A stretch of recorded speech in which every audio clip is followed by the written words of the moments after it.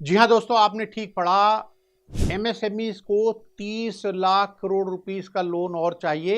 ये गैप है जो उनकी रिक्वायरमेंट है फॉर्मल सेक्टर से फाइनेंस लेने की, और उनको नहीं मिल पा रहा है। ये मैं नहीं कह रहा दोस्तों, हमारे देश की बहुत ही इंपॉर्टेंट ऑर्गेनाइजेशन सिडबी, जी हाँ, small industry development bank of India ने एक रिपोर्ट पब्लिश की है जिसका नाम है understanding Indian MSME sector progress and challenges. दोस्तों, यहाँ सिडबी की इस रिपोर्ट में बताया गया है कि जो खास चैलेंजेज हैं वो क्या हैं। एक तो उन्होंने कहा कि सबसे इंपॉर्टेंट जो चैलेंज है वो है एक्सेस टू क्रेडिट, मिलता नहीं है भैया क्रेडिट सही तरह से इन एमएसएमईज को। दूसरा उन्होंने बताया हाई कंपटीशन है, बहुत ही कंपटीशन है हर प्रोडक्ट हर सर्विस में। फिर उन्होंने कहा कि तीसरा जो है वो है टेक्नोलॉजी एडॉप्शन में, ये शायद जो एमएसएमई है ये कभी पीछे रह जाते हैं। कई बार ये फंड्स की रिक्वायरमेंट है और कई बार उनका माइंडसेट है।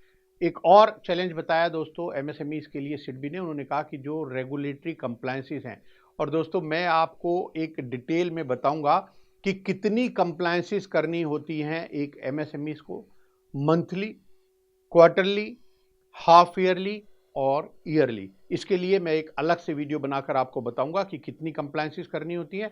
फिर भी मेरी रिक्वेस्ट आपसे यह है कि अगर आपकी ग्रोथ आप देख रहे हैं, आप ग्रो करना चाहते हैं, तो प्लीज कंप्लायंसेस का पूरा पूरा सही तरह से पालन कीजिएगा।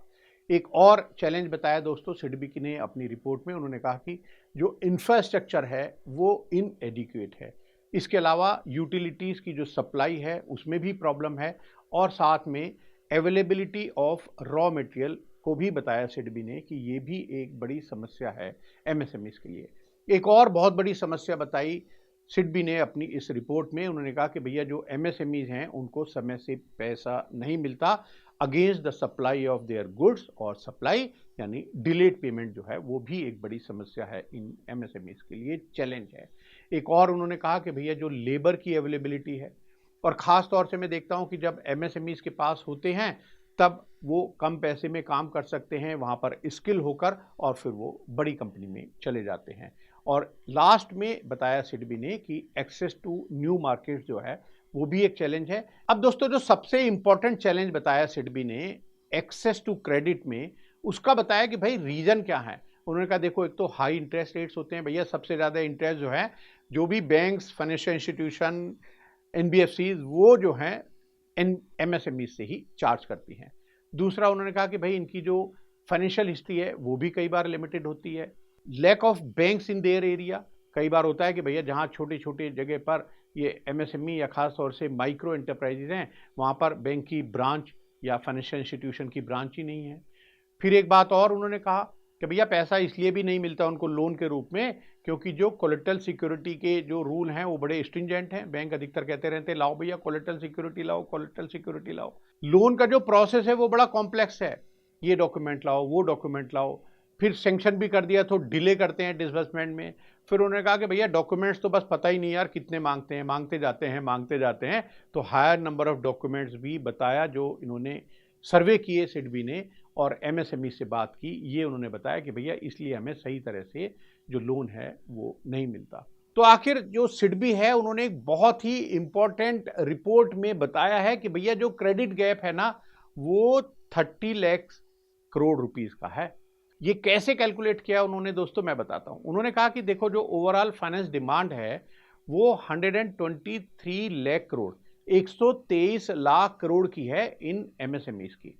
फिर वो कह रहे हैं कि भाई हम ये मान के चलते हैं कि जो ये फाइनेंस डिमांड है इसमें से 75% जो है वो लोन के रूप में होगा और 25% जो है वो इक्विटी के रूप में होगा। भैया अपना पैसा भी तो लेकर आएंगे। तो ये 3:1 की रेशियो में उन्होंने कहा 75% 123 लाख करोड़ का हम मानेंगे कि भैया ये उनको डेट की रिक्वायरमेंट है। और इस तरह से निकल कर आई ये 92 लाख करोड़ रुपए। जी हाँ, 92 लाख करोड़ रुपए का कि डेट के रूप में चाहिए, ये उन्होंने निकाला 123 लाख करोड़ का 75%। अब उन्होंने कहा कि भैया देखो ये जो हमारी जो आई 92 लाख करोड़ रुपीस, इसमें भी क्या होता है कि कुछ फंडिंग तो लेते हैं वो फॉर्मल फाइनेंस से, कुछ इनफॉर्मल सोर्स से भी वो भैया अपना जरूरतें पूरी करते हैं। तो वो कह रहे हैं कि जो फॉर्मल फाइनेंस है वो ही हम मानते हैं कि एड्रेसेबल डेट जो डिमांड है वो है। और उसमें उन्होंने कहा कि भैया ये 92 लाख करोड़ रुपीस की हमने मान ली। इसमें से जो टोटल एड्रेसेबल डिमांड है वो कह रहे हैं जो फॉर्मल सेक्टर से होगी वो होगी 70%। तो ये मान के चला जाए कि जो 30% है वो इनफॉर्मल सोर्स से भी आ जाएगी। तो अब ये जो फॉर्मल सोर्स से एड्रेसेबल डिमांड जो आई वो 92 लाख का 70% हुआ दोस्तों, 64 लाख करोड़ रुपीस। क्योंकि जो इनफॉर्मल सोर्स है वो तो कह रहे हैं कि भैया वो इनफॉर्मल सोर्स तो क्या है, आदमी कहाँ से लेता है एमएसएमई, फैमिली से, रिलेटिव से, या फिर जो अपने जो प्रमोटर्स हैं उनके द्वारा वो अपने आप से पैसा लेकर आता है। अब सिडबी ने बताया कि भैया जो फॉर्मल डेट है ना, एक्चुअल में वो 34 लाख करोड़ रुपए तो इन लोगों को मिल चुका है फ्रॉम बैंक एंड एनबीएफसी। तो अभी 64 लाख में से भैया 34 लाख करोड़ रुपए तो मिल गया, तो जो डिफरेंस बचा वो बचा 30 लाख करोड़ रुपीस। और इस तरह से सिडबी ने बताया कि भैया देखो जितने भी बैंक्स, एनबीएफसी और जो भी फाइनेंशियल इंस्टीट्यूशंस हैं, आपके सामने पड़ा हुआ है ये बिजनेस 30 लाख करोड़ रुपीस का, फटाफट इन एमएसएमईज को दो, इंटरेस्ट रेट भी ज़्यादा चार्ज कर सकते हो और बाकी जितने भी चार्जेज हैं वो भैया आप एमएसएमई से ही ले सकते हैं। कोई भी जो चार्जेज है, चाहे वो डॉक्यूमेंटेशन चार्जेज हैं, प्रोसेसिंग फीस है, भैया ये बड़े बड़े जितने भी लार्ज कॉर्पोरेट हैं वो कुछ नहीं देते। तो आप यहाँ पर एमएसएमई को 30 लाख करोड़ रुपीस का जो लोन है फटाफट दीजिए और अपना प्रॉफिट भी बढ़ाइए। अब एक प्रॉब्लम आती है दोस्तों इसमें कई बार कि भैया एक्सटर्नल रेटिंग, रैंकिंग, ये सब कुछ समस्या होती हैं, उसकी वजह से भी कई बार इन लोगों को लोन नहीं मिल पाता। हमने भी सरकार से ये बात रखी थी और सरकार ने भी कहा, और ये सिडबी ने बताया है अपनी रिपोर्ट में कि गवर्नमेंट ने जो है एक लॉन्च कर दी है न्यू क्रेडिट असेसमेंट मॉडल, खास तौर से for micro and small enterprises.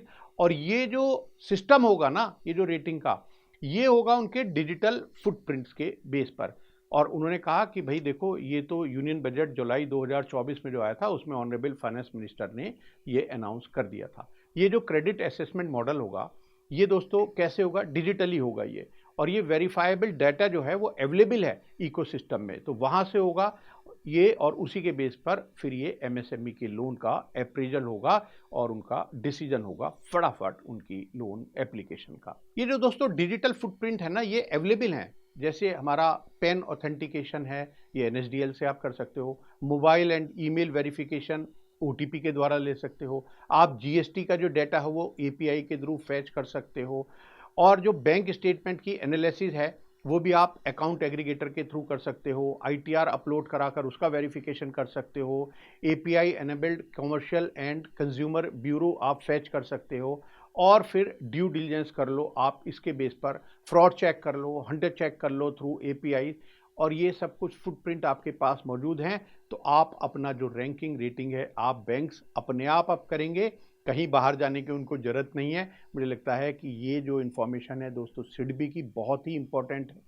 पूरी रिपोर्ट का लिंक मैं दे रहा हूं दोस्तों डिस्क्रिप्शन में, प्लीज़ आप इसको डाउनलोड कीजिए, पढ़िए, समझिए, और आपको इसके बारे में अगर कोई कमेंट करना है तो प्लीज़ यहाँ कमेंट कीजिए, मैं कोशिश करूँगा आपके हर कमेंट का जवाब देना। नमस्कार दोस्तों।